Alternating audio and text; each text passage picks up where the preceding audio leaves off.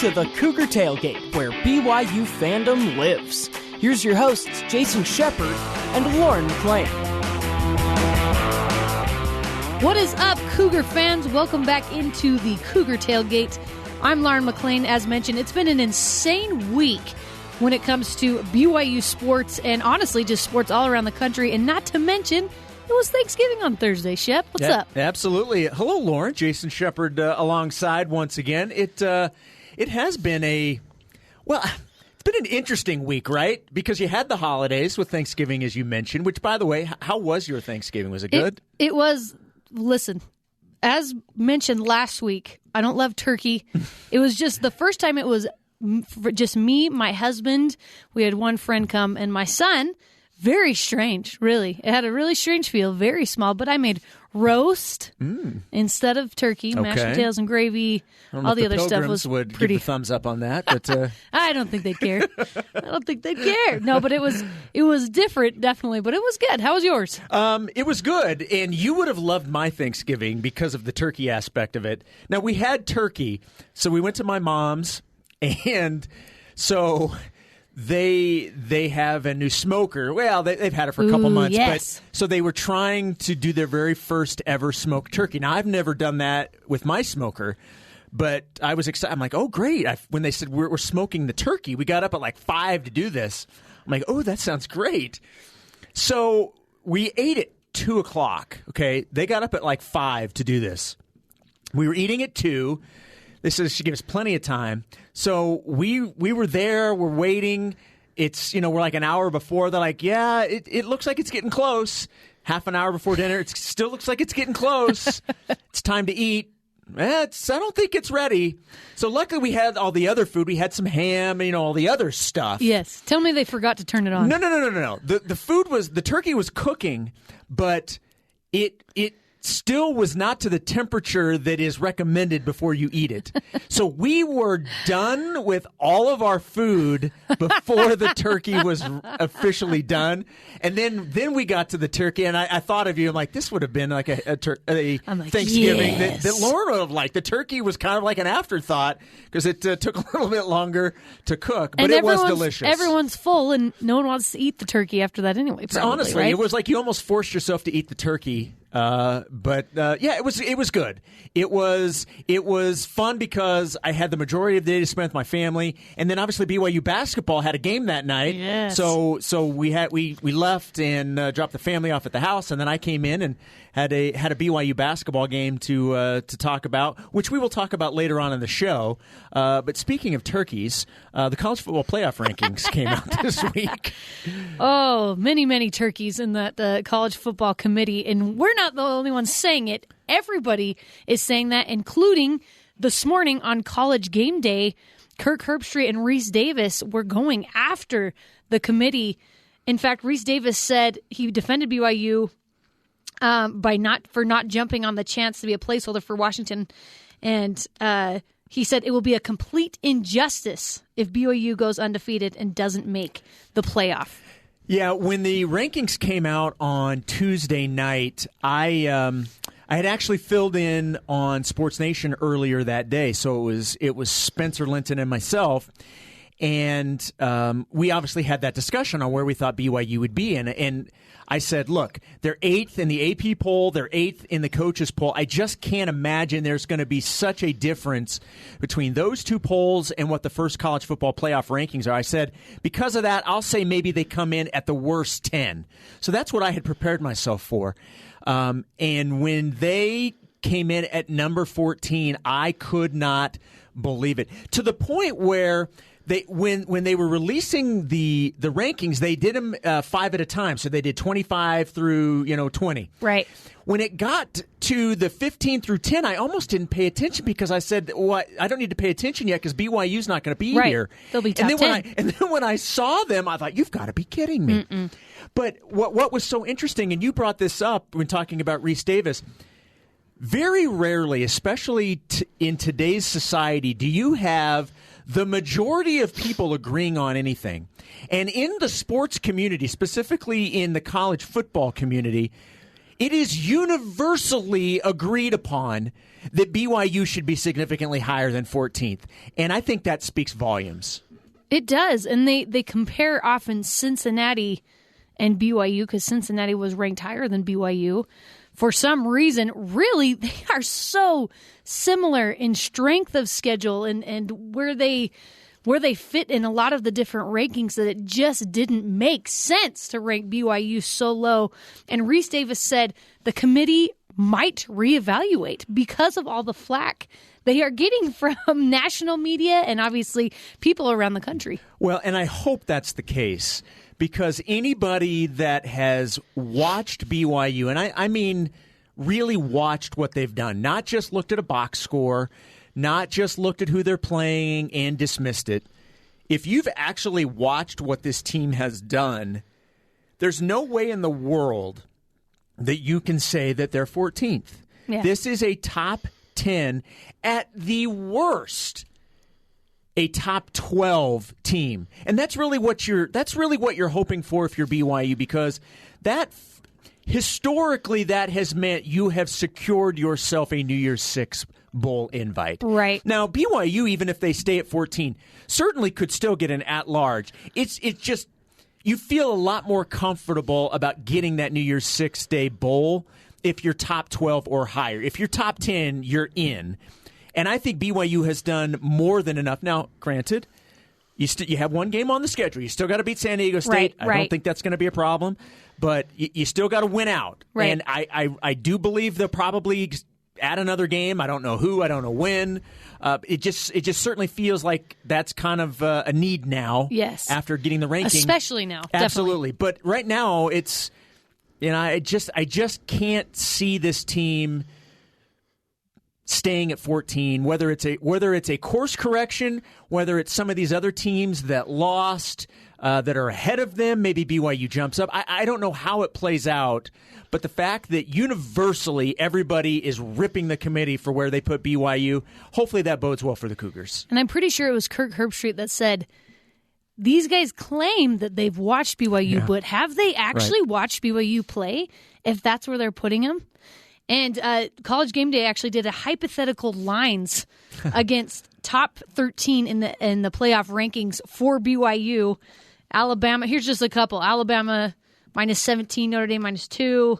They have them beating Texas A&M 1, Northwestern by 2. It's just interesting that these national media guys are taking so much time focusing on the injustice that has been done to BYU. And I kind of like you said, BYU has done everything in their power that they could do possible during this strange 2020 season with COVID and everything being rescheduled.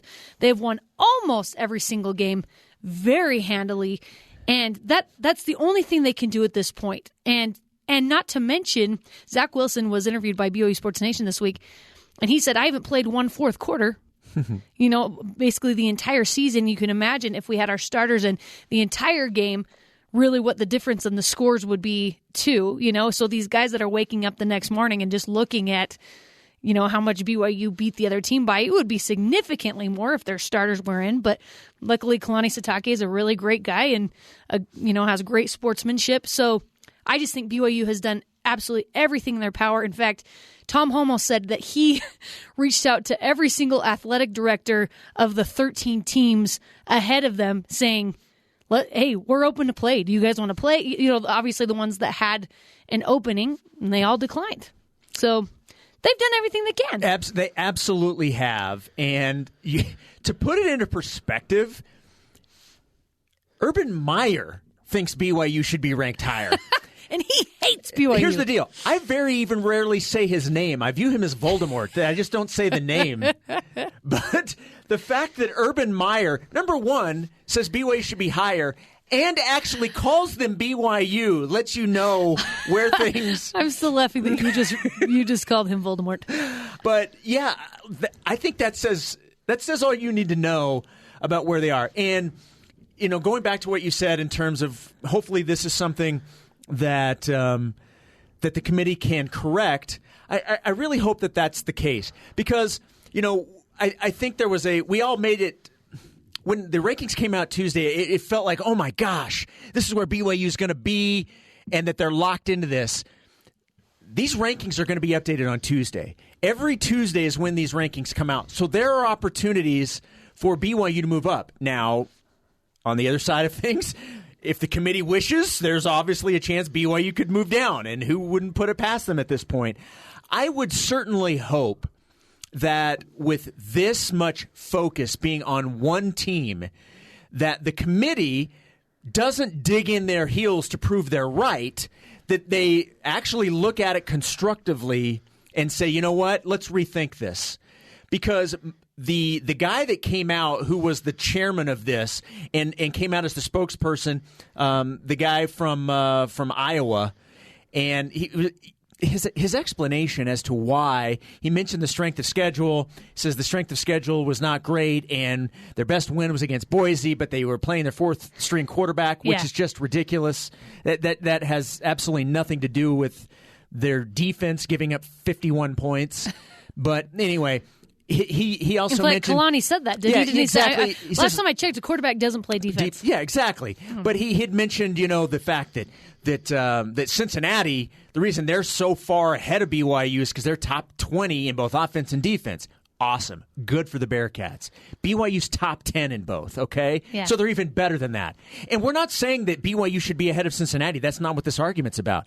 The argument is that there's not a 7-spot difference between Cincinnati and BYU, yet all of the rationale can be picked apart. And it really boils down to the fact they just weren't paying attention to BYU.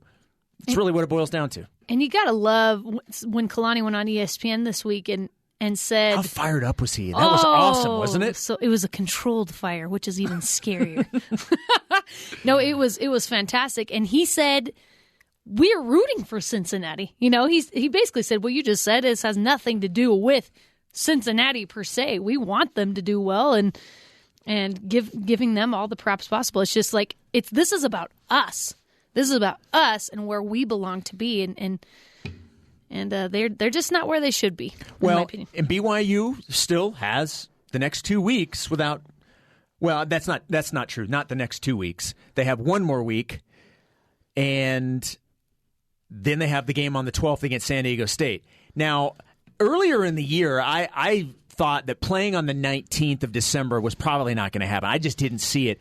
Now, I think that the likelihood is certainly higher than what I thought. Mm-hmm. So right now you have the 5th of December, and then you have the 19th if you want to play a game after playing San Diego State on the 12th.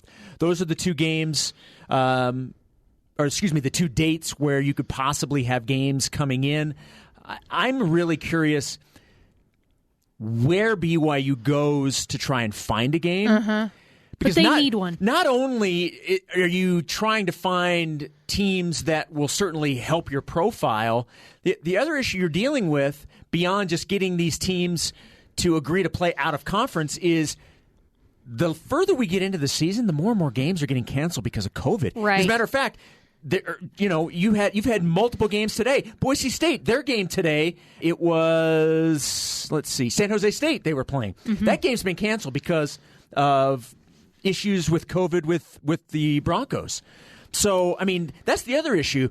More and more teams are unavailable, and it's not just, okay, well, they missed that game. Then it's the protocols that they have to follow, which could then keep them out of the following week.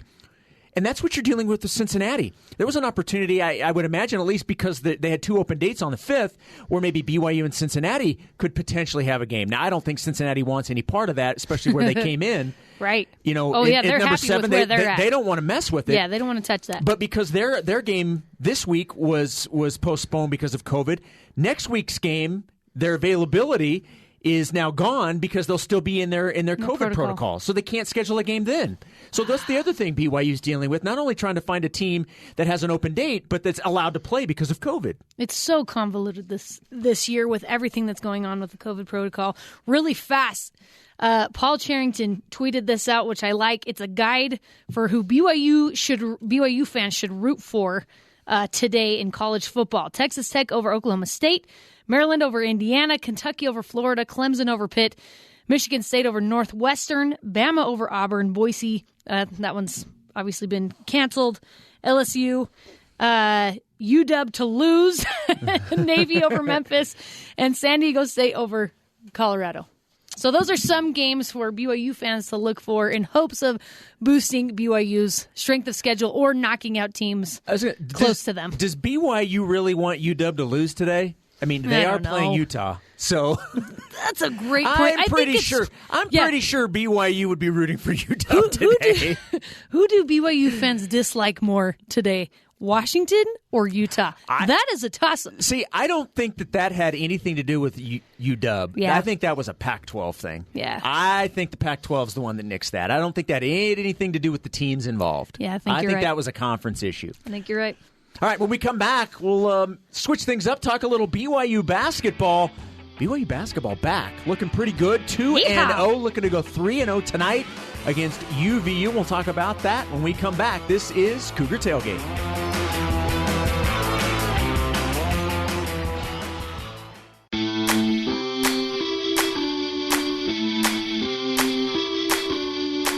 Welcome back to Cougar Tailgate. My name is Jason Shepard. And I'm Lauren McLean. College basketball is back underway across the country. And while most folks at home were enjoying a post-turkey nap, me included, BYU basketball was taking the court for the second time in as many days. And after taking Black Friday off, they're back at it tonight. Yeah, the Cougars 2-0 win on Wednesday night over Westminster. And then Thanksgiving night, the nice victory over New Orleans. And this team 2-0, as we expected them to be. As you mentioned, back in action tonight, hosting Utah Valley. We'll look ahead to that game coming up in just a second. What's been your impressions of this BYU basketball team? I mean, right out of the gate, they tie a program record, 18 threes in a game. That's not a bad way to tip off your season, right? No, that's absolutely incredible. And did you think that BYU was going to be shooting that many threes after last year? Because last year they lived and died by the three, right? Well, and that's I didn't know it was going to be with the size that they have this year. That's what was surprising to me is how many threes they were shooting. Yeah, because they were so guard-oriented with the talent that they had, and that really fit into what they did last year. So, yeah, I mean, I certainly expected them to continue to shoot threes and take a lot of threes. I don't know if I expected that amount. Yeah. And, look, I mean, that's the way that the game is going. We've seen it in the NBA. It's starting to filter its way down into the college game. That's just what basketball is nowadays. It's more three-point shots. Whether you're 6'2" or 7'2", you got to be able to shoot the three. And BYU has guys that are big and can shoot the three. I mean, that's just the way the game is going. And I mean, you've got a guy in Wyatt Lowell who now he hasn't played a ton of minutes. They've been working him back. He's coming back from an injury. Luckily, he's healthy. He's 100%, but conditioning-wise, they're bringing him in a little slowly. But, I mean, this is a guy that's 6'10", and can play the two if you need him to. Yeah. Could be a shooting guard. You know what I mean? Can play the 2, 3, 4, or 5 position. That's what basketball is, and BYU has multiple guys that are interchangeable at any of can play 2 or 3 positions, sometimes 3 or 4 positions. Including Caleb Lohner, who we had on the show, was it last week or a couple weeks ago? I can't remember, but he was super fun to watch. Yeah. And, man, I couldn't take my eyes off his hair. Well, and great hair. Speaking of Caleb Lohner, his minutes may go up. Unfortunately, with the injury to Gavin Baxter, we still don't know at this point the severity of what happened to Gavin. It was in the first half of the New Orleans game. Went down. It was holding his knee. I want to say it was his right knee, if memory serves. Still have not heard anything in terms of an official diagnosis. We hopefully will know something by the time I start pregame tonight, which, by the way, at 6 o'clock Mountain Time. The game will tip off at 7 o'clock Mountain. But, yeah, I mean, Caleb Lohner may be getting some more minutes. And, look, we haven't even talked about the fact that through the first 2 games, we haven't even seen BYU's biggest, both literally and figuratively, Matt Harms. Matt Harms. their biggest addition hasn't even played thus far. I know he was listed as a game time decision for New Orleans. I think it's the exact same thing for tonight. So, we still haven't even seen him. And he's another guy at 7'3" that can go out and actually shoot from the perimeter. Yeah, and he's overcoming an ankle injury that he previously had. I am so excited to see what that guy can do. I think it'll be fun that's what's so a shame about Gavin Baxter. I hope this is not a season-ending injury because he didn't get to play very much last year because of an injury as well. It's so interesting how there are some players that just seem to consistently get hurt. They just cannot stay healthy, and that's just a shame for him because he's a very talented player that will definitely help BYU this year. And if you've watched Gonzaga play these first 2 games, my goodness, they are good. They are somewhat good, I would say. No, they are phenomenal. They beat Kansas and then Auburn. And then Auburn. 2-0. Yeah, I mean, they're the number one. Significantly. And so BYU needs everybody healthy that they can get. Yeah, and this is a team that through 2 games has had a lot of different guys step up. First and foremost, Alex Barcelo, now a senior. Yes. This is a guy that leads the team in scoring. He's averaging 22 points per game through the first 2 games and really just looks extremely confident shooting the basketball. He knows this offense. This is year 2 for him. Brandon Averett, one of the new guys, former Utah Valley University Wolverine. We'll get into a lot of the similarities between these two teams coming up in a little bit, but that backcourt of Brandon Averett and then Alex Barcelo has been really potent through 2 games, and I think it's only going to get better. Alex Barcelo was a guy last year. I feel like we just kind of saw the tip of the iceberg of how good he was going to be and how much he was going to contribute to BYU. And obviously we're seeing it in the first 2 games so far, the leading scorer in both of those games. And he's tricky, man. He's got some skills and some moves, and I love watching him. He's awesome. Barcelo right now is shooting over 67% from both the field and 3. That's unreal. Can he keep that up? I don't know if he can keep that up. If he can keep that up, I mean, it's going to shatter records. So I would say he's probably not going to keep up shooting over 67% for an entire season. But I think it just goes to show you what he's capable of. And last year, there were so many other options around him that I don't know if he felt like he needed to score as much. Right.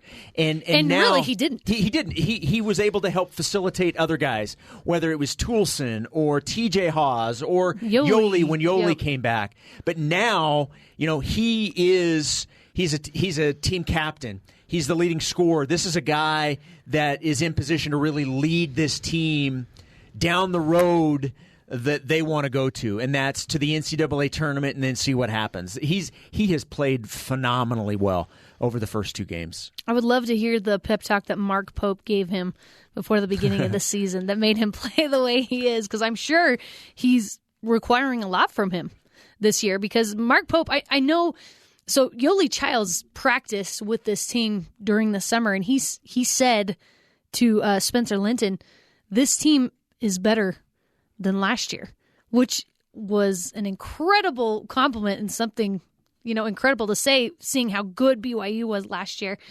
But I think for everybody else, there was a big question mark, and maybe for Mark Pope as well, and he needed Alex Barcelo to really step it up, and I'm just excited to see what else this team can do. And in true 2020 fashion, hardly any fans in the arena.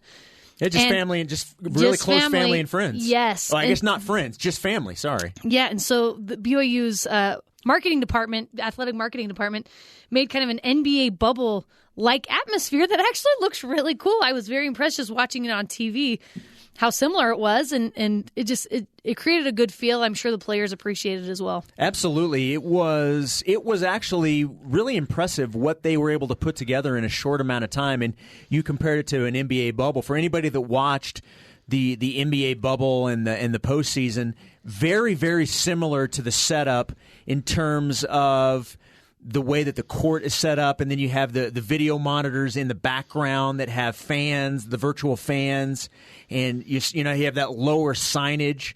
And really, I think that having even just a handful of people in the crowd, it makes the world of difference. It really is amazing how much noise and atmosphere just a couple of fans in the stands can actually help. It's pretty amazing, the atmosphere that they've had. Now, I haven't been in there for an actual game because during the game, while I'm doing my pre-half and post, I'm over here at BYU Radio, so I'm in over here in the booth. But I was talking with Spencer Linton, who does the sidelines, and obviously things are different. You're not allowed on the floor as a sideline reporter. So he's up in the stands. They have the first 5 rows blocked off. Yeah. They have like tarps, which has sponsorship signage on them. But he basically just kind of sits in the stands and then can inch his way closer really during timeouts. So it's a different feel, but yet I've heard the players and coaches talk about the atmosphere has actually been really good. I'm glad to hear that. And like we said, they play UVU tonight, which is always an interesting matchup because there are a lot of intertwining in coaching staff and players. And Shep, what do you expect from that game tonight? I think it's going to be BYU's toughest test out of the 3. I think this is the most complete team that BYU will face in this first week. BYU obviously dominated against Westminster the first night. The Cougars end up winning by 25 on Thursday. But I think this is going to be a team that will. Now, BYU absolutely should win the game, but this will be the most complete team that the Cougars have faced this week. UVU's coming off of a 100-75 win on Thursday morning against Adams State, and they had 3 players score at least 22 points. So, and they have a big guy that had 24 and 18. So it'll be a different challenge.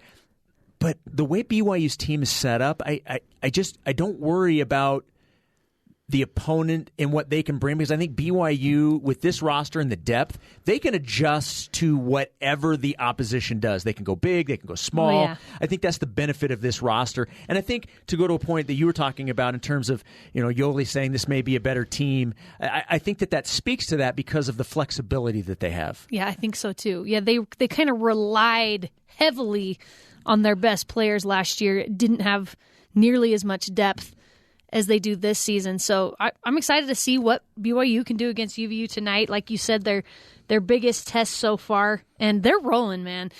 What was interesting when I was watching them is I feel like previously you're always a little bit worried about different aspects. You're never really comfortable when watching a game. I don't know if you felt like this, but in these first 2 games, and again, BYU was heavily favored to win, and that's probably why, just, except for some turnovers, some really stupid turnovers against New Orleans, they need to take care of the ball a little bit better. There was not one time where I had that uneasy feeling. I just felt very comfortable watching this team because they just seemed so confident and so in control.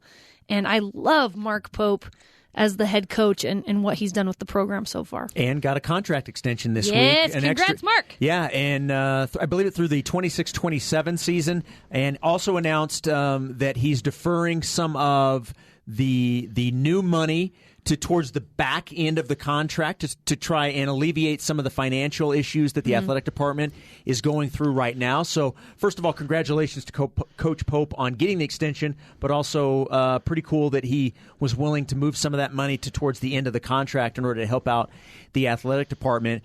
You mentioned a lot of the intertwining of these 2 programs with Coach Pope. Obviously, being the head coach at UVU prior to, Mark Madsen, who's now the head coach, interviewed for the BYU job. And you have 3 former Wolverines on BYU's roster in Wyatt Lowell, Richard Harward, Brandon Averett. You have 2 former Cougars on the Wolverines roster in Blaze Neild and Kobe Leifson.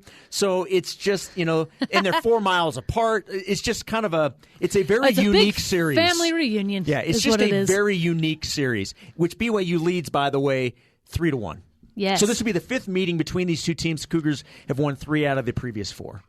Yeah, the Cougars have been dominating. It'll be excited to see what they can do tonight. And speaking of domination, if any of you saw what former Cougars did in the NFL last week, you're going to be a very happy camper. And they are all going to be playing tomorrow on Sunday as well. We're going to tell you coming up next what to watch for with Cougars in the NFL. This is Cougar Tailgate.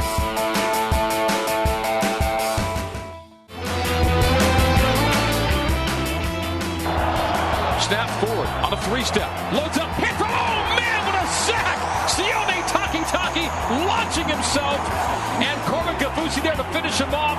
Wow, there are sacks, Mark. And that is what Sione Takitaki just did. They give to Jamal. Middle and all the way into the end zone. It's a touchdown run of 14 yards. And with that, Jamal Williams becomes BYU's single game all-time rushing leader. Takes off to the far side, does Hill. First down and more. 35-30. Turns the corner down the sideline. There he goes! Touchdown! Taysom Hill!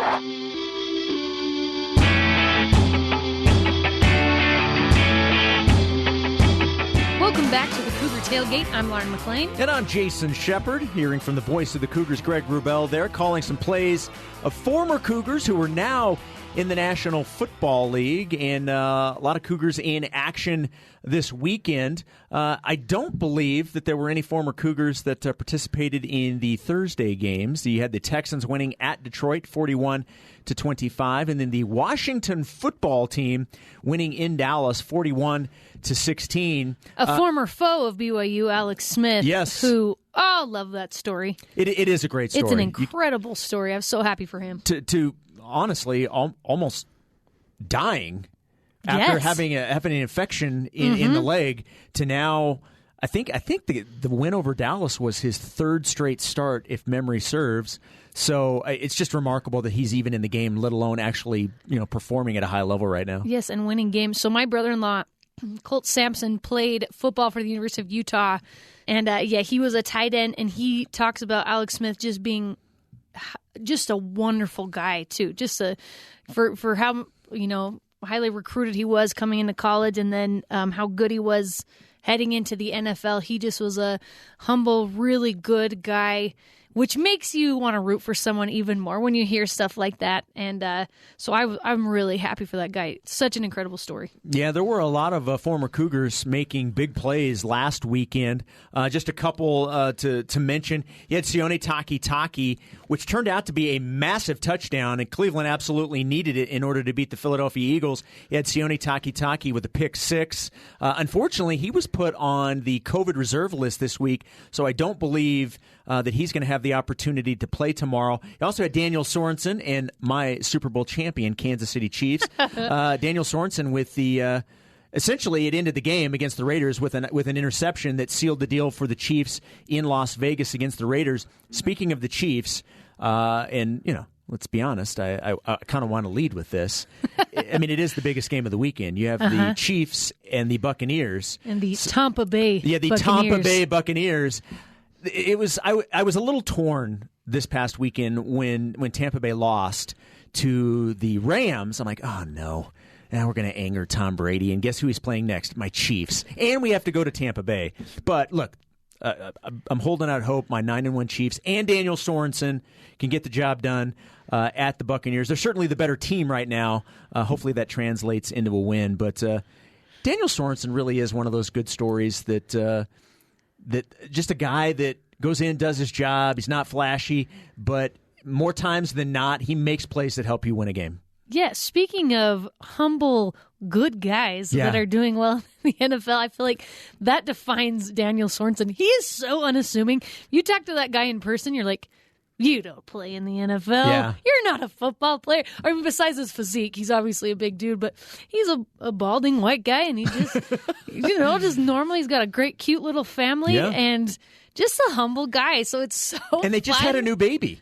Oh, did they? Within the last week. Congrats. Yes. Congrats, Danny. Other Cougars in the NFL this weekend, you have Michael Davis and the Los Angeles Chargers at the Buffalo Bills. We mentioned that Sione Takitaki probably not going to get to play with the Browns. Cleveland at Jacksonville this week.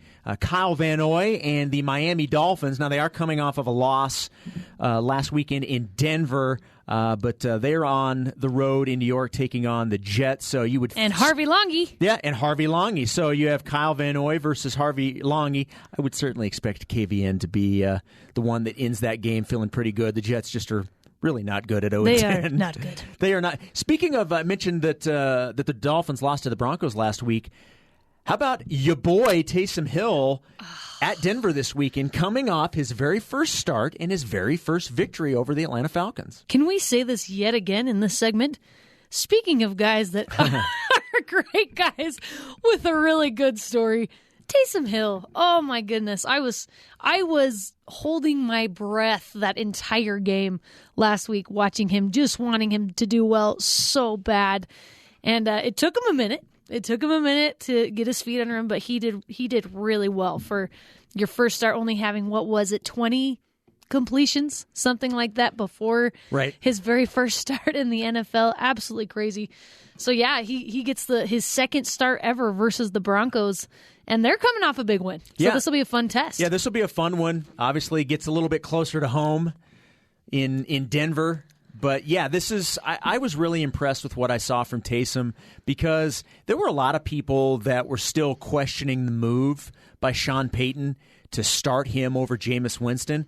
And I thought to myself, okay, I mean, like, you're certainly, look, we're going to be biased because we like Taysom.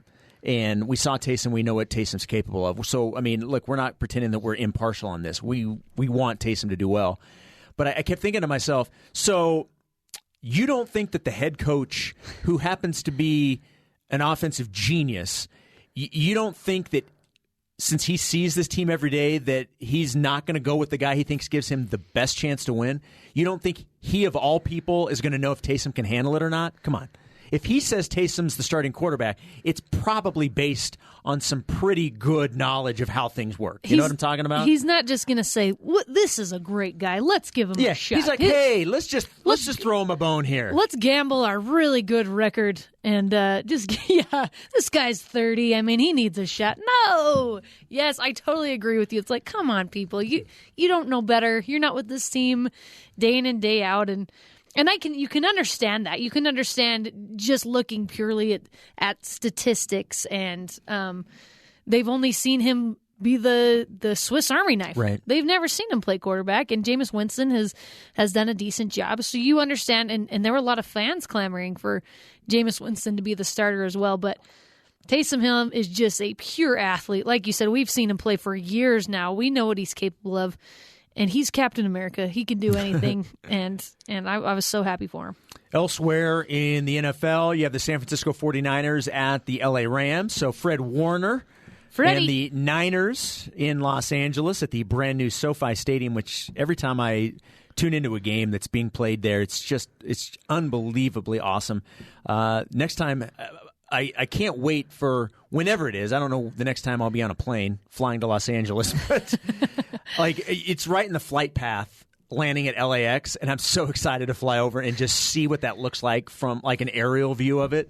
But yeah, San Francisco 49ers, Fred Warner, who honestly, and we're not just saying this because we're BYU centric, one of the best linebackers in the NFL. I think this is a guy that's earned himself a Pro Bowl spot. I think he's playing that well this year. Aaron Rodgers said that to him after the game. You are the best linebacker in the NFL. Absolutely. So, and speaking of Aaron Rodgers, the Green Bay Packers alongside Jamal J. Swag Daddy Williams, Packers hosting the Chicago Bears, and that's kind of your Cougars in the NFL. The former Cougars that'll be in action this weekend in the National Football League.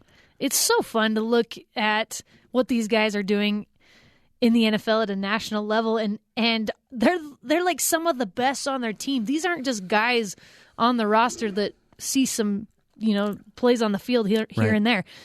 These guys are starters making a huge impact for their teams, and it's fun to remember the old BYU days when they were here getting to interview them and play stupid games on our web chats, Shep. And sometimes I think of those and I'm like, that's just crazy. It's just crazy, especially a guy like Taysom Hill who's getting so much national prominence right now. It's fun to see. Well, and there was a dry spell where BYU wasn't putting players in the NFL. And now not only are they putting players in the NFL, but to your point, they're making significant impressions with their teams. And I think that's only going to continue because if you look at the way that just the 2020 BYU football roster is constructed, I think at minimum you have 5 NFL players on it. At minimum. Yeah. And so I think the fact that guys like Zach Wilson and Kairos Tonga and James Impey and Brady Christensen, I mean, and that I just mentioned 4 right off the top of my head. It'll be fun getting some old linemen in there. Absolutely. These are guys that are going to be high draft picks, and teams are gonna rely on those picks to be part of their building blocks for the future. So it's good to see that BYU once again has the talent in the program that can translate to the next level. You know who's feeling pretty good about himself right about now? Bronco Mendenhall. All these guys are Bronco Mendenhall guys. A lot of them, yeah. That are in the NFL right now. So it'll be fun to see Kalani's guys start to transfer and see what they can do at the next level as well. And that could help with recruiting. I guarantee Bronco Mendenhall still uses guys like Taysom Hill and Daniel Sorensen and Jamal Williams when he's recruiting. And his entire staff was the former staff here at BYU. And so he's floating high right now. He's loving life when it comes to recruiting. Like, hey, I had a big hand in creating these guys and making them who they are. You could be this way. So I'm excited to see when Kalani has some guys in the NFL as well that he can talk about to recruits. All right, we're going to go back to talk a little bit of basketball when we come back. BYU women's basketball off to a fantastic start, an impressive season opening win. We'll let you know who they beat and which player came back with a vengeance in the first game. Plus, congratulations going out to a couple of former BYU basketball players now in the NBA. We'll fill you in on that on Cougar Tailgate.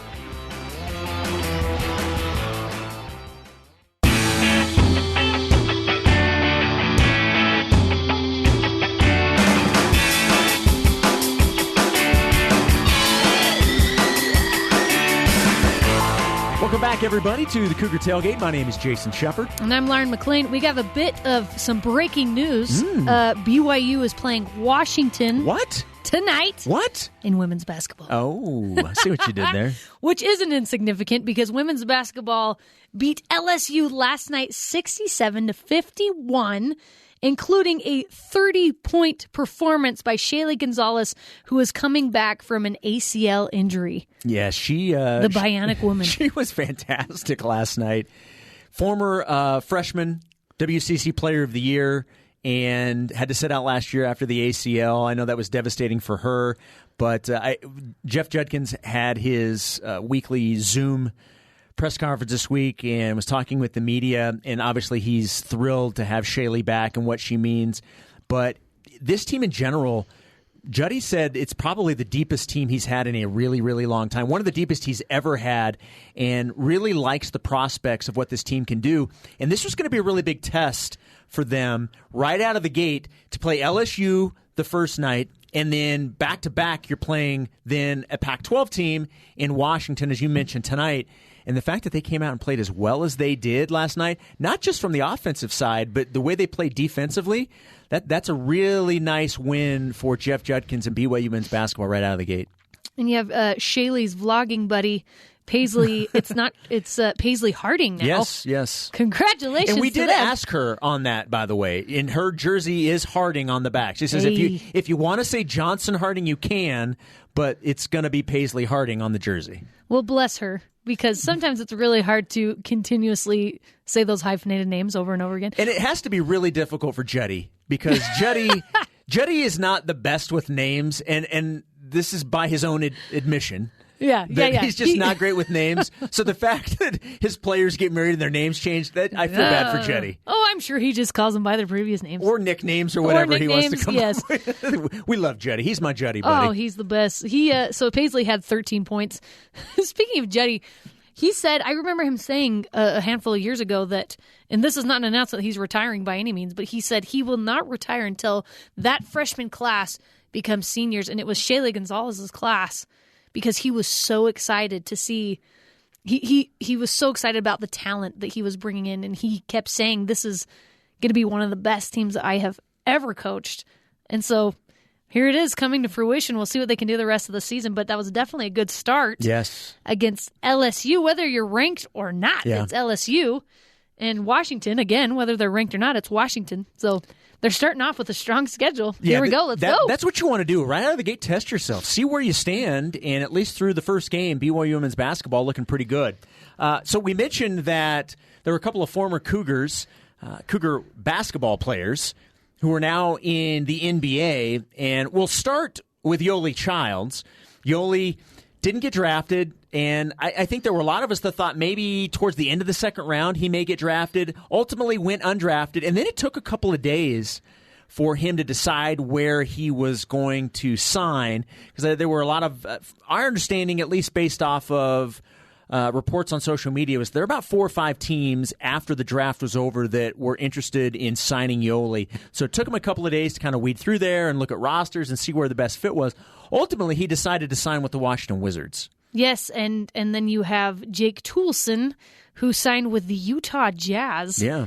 Which was kind of a surprising move. Shep, explain what you were explaining to me, what type of contract that Jake Toolson has with the Jazz. Yeah, so before we get to that, we still don't, at least I have not seen the type of contract that Yoli Childs has signed. I don't know if it's a straight free agent contract. I haven't seen if it's a two-way contract that will allow him to be able to go back and forth pretty consistently between the G League and then the Wizards, or if it's an Exhibit 10 contract, which is what Jake Toolson signed with the Utah Jazz. And if I'm understanding what an Exhibit 10 contract is, it's this.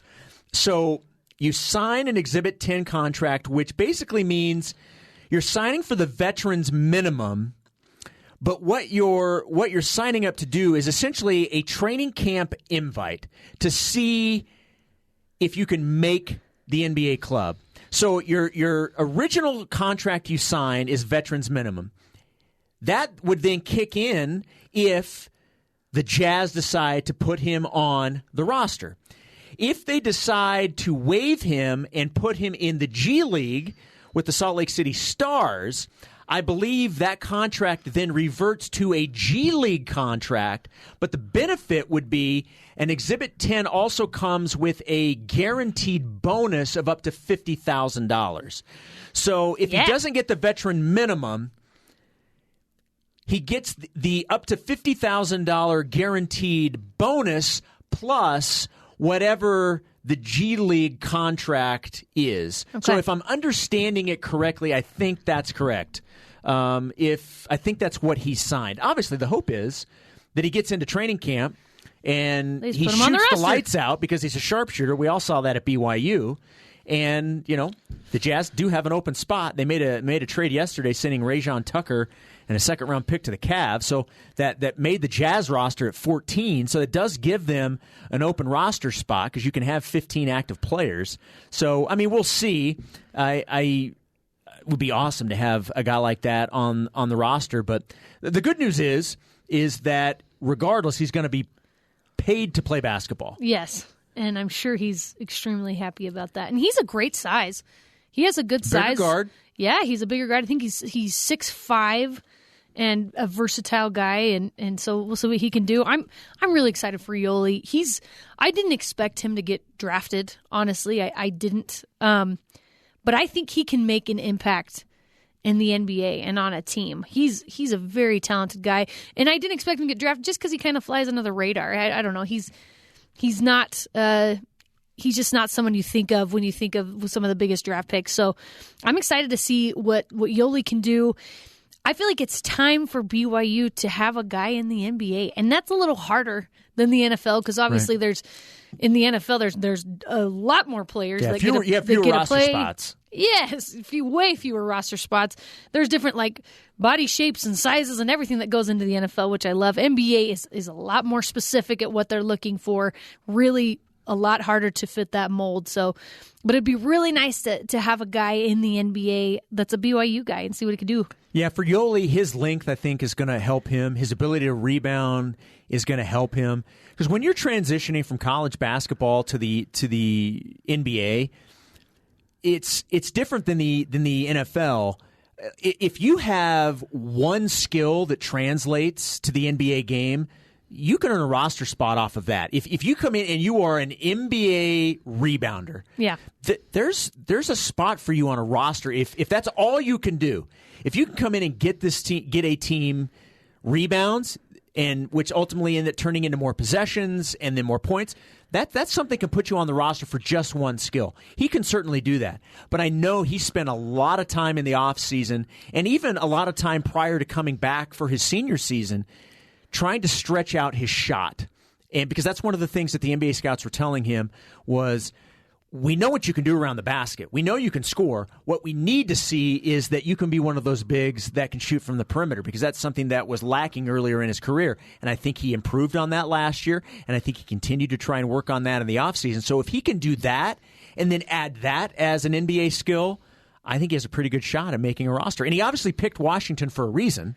Right. I mean, he had his choice of a couple of different places. I wish I knew what they were. I am curious to know if the Jazz were interested in him at all, but I'm curious to know who else. But he obviously picked Washington for a reason. He has to think that for whatever he saw, that's a place that he has a chance to earn a spot at. You mentioned that you can have a specific skill and come into the NBA with it. The first guy I thought of was Kyle Korver. Mm-hmm. Look at how many teams he's jumped around. And that stinks. That's not ideal to continue to jump around teams your entire career. But he's made a lot of money shooting threes. Yeah. That's basically all he does. I was hoping Jimmer Fredette could come in and kind of be a guy like that for a bunch of teams. That didn't really pan out for him. But he's doing great in China. Shout out to Jimmer. Always a shout out to Jimmer. Always. Jimmer has the constant shout out. We should just end the show every show. Just shout out to Jimmer. I like that. We could just turn that into a thing. I think we should do it. But yeah, so hopefully Yoli, like you said, can kind of hone in whatever his niche thing is going to be in the NBA and make it happen. All right, before we wrap things up, if you will indulge me to promote pregame tonight. I will indulge, please. Thank you. Cougar pregame live tonight at 6 o'clock Mountain Time, 8 p.m. Eastern on the new skin BYU Sports Network. We'll get you ready for BYU and UVU tip-off at the Marriott Center with Greg Wrubell and Mark Durant coming your way 7 Mountain Time, 9 p.m. Eastern. Be there. Thanks for listening. You can join the Cougar Tailgate virtually, of course, every Saturday at noon Mountain Time, or download, rate, and review our podcast wherever you get podcasts, Apple, TuneIn, Stitcher, Spotify, or on BYURadio.org. It's a crosstown clash with UVU tonight on the hardwood. This is Cougar Tailgate.